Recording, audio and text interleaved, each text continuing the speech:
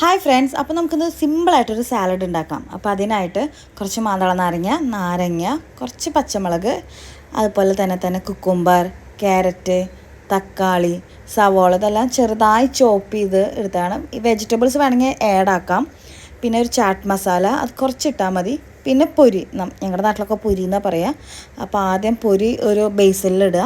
അതിലേക്ക് നമ്മൾ അരിഞ്ഞ് വെച്ചിട്ടുള്ള എല്ലാ വെജിറ്റബിൾസും അതിലേക്ക് ആഡ് ചെയ്യുക. അതിനുശേഷം അത് നല്ലോണം ഇളക്കുക.